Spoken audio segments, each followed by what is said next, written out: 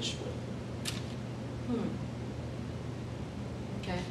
That be okay with you? Yeah, I guess so, yeah. Okay. Also, we in this environment are within a safe place. What we say here will stay in here. However, there are some things that I need to make you aware of in particular.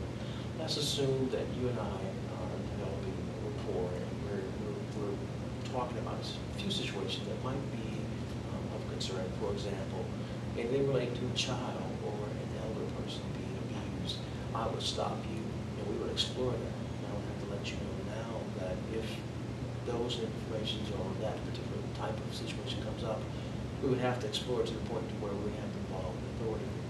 Not necessarily to put you in a precarious situation, but it's just part of the law. We have to protect those groups. Also, if you were to bring to my attention that you were in harm or you knew someone that was likely to be in harm, this way we would have to investigate that. And the possibility of us bringing in a third party authority figure would be great. But you and I would explore that and look into ways as to how we could prevent harm, because we have to make sure that we as professionals are taking care of you and others that might be associated with you. Okay. Any questions about those 2 points? No.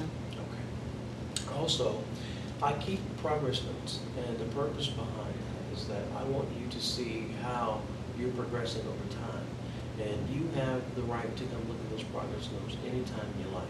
And actually, every 6th session, you and I would spend time, about 20 minutes, going over some of the objectives, some of the things that I see, some of the trends that we pick up from those progress notes. That's So good. we'll make time Okay. together to see where are we going. And if we need to tweak it, we'll tweak it. So I'll take more of a proactive approach with showing you those notes. And Okay. feel free to come ask about them anytime you like. Okay. And if, let's say, on the worst case scenario, that something comes up and the judge has to subpoena my notes, I would be authorized or really obliged or required to talk about some of it. But you'll see the way my notes are written. I'm not going to go into detail about everything. There's going to be themes about what we're working on. And again, I'll be glad to share them. But the only reason why I would share it would be subpoenaed, or if you give me consent to speak to Okay. another health Okay, that's care right. provider. Currently, my status right now is a graduate student. I'm under Dr. Duncan's supervision, and she will help me with establishing some type of progression for you over time. So I tell you that because she would be the only professional that would look at my notes and help me to help you and give me guidance so that I can get better counseling for you. Okay. Would that be okay? Oh, yeah, that's right. Okay. Do you have any questions or concerns about any of the points that I brought up today? No, I don't think so. Okay. So earlier you were telling me about some of the things you would like to work on, some of the areas where you have opportunities. Tell me a little bit about, specifically about some opportunities we have to work together. Reflect on what those opportunities might be. Reflect on what opportunities, what? Earlier, when we first started to talk, Uh-huh. you were thinking about some areas where you were not happy. For example, Yes. you said that you were under stress. You moved here from Colorado. The environment in Colorado helped you to unwind. You enjoyed taking a drive through the scenic areas, and it's cool, and the atmosphere is different. Whereas here is hotter, and the atmosphere is definitely different in Colorado. Thus, sometimes you don't have that opportunity to unwind, and you're feeling sometimes maybe stressed, if I'm understanding. Yes, that's right.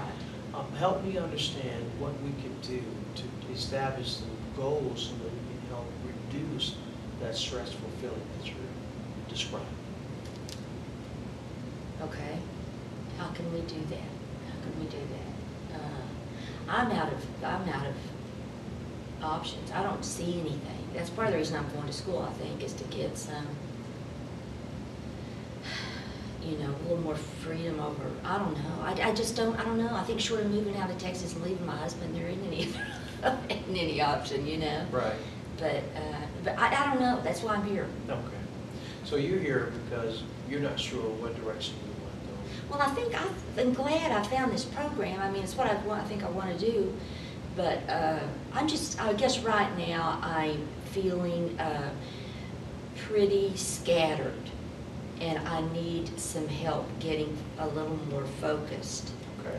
As far as, or focused, or feeling, feeling that there's focus and meaning to why I'm doing this, why I'm here. Okay.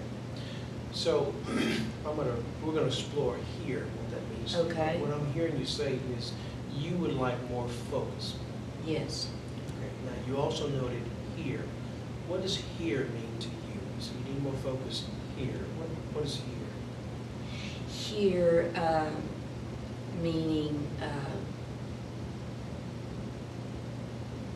Are you saying here in school? Are you saying here in Texas? Or are you saying here internally? What does here mean to you? here kind of means,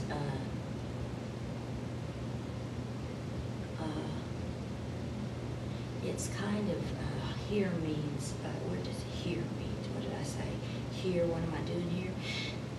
Well, I've moved a lot, so I guess here could be, that could be a trick question, you know, because I have, I don't know. I guess probably inside here, Okay. inside here. Okay, let's explore that a little bit. Okay.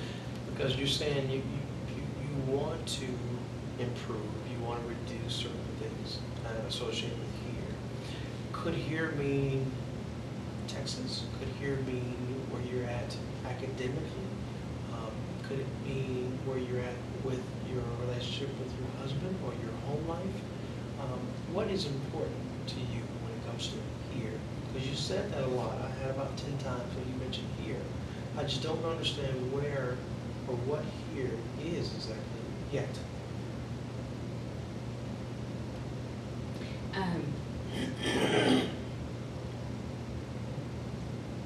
That's a really good question. It's a real good question.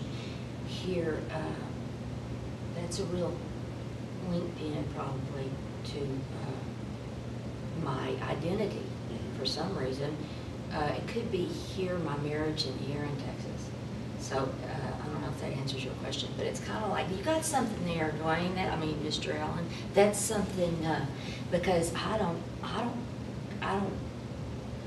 my tendency is to want to leave, you know, but I don't know. It seems like to me it's pretty smart when it's real hot here to get someplace where it's cooler, you know. Right. So maybe there's no big meaning to it. Is I just don't like, you know, there doesn't seem like there's very many options here.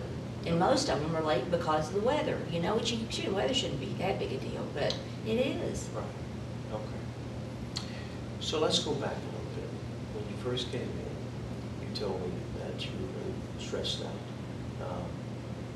Could it be that here is focused within and that stress is associated with the fact that you cannot go to the mountains or you can't experience the great weather in the Colorado area, which contributes to possible stress levels going up? Is that possible here in the environment? Mm-hmm. Okay. Help me understand more about that here. Tell me more about what you did in Colorado. You mentioned a little bit about taking drives. I'd like to know more about when you took those drives and how those drives make you feel. Oh, it was just magnificent. It was I don't know if you've ever been to Colorado, and I lived by myself there, and I lived up in Estes Park. I lived in a duplex cabin thing out on the side of one of the mountains, and it was just, I was by myself, and I didn't have very much contact with people, but it was peaceful.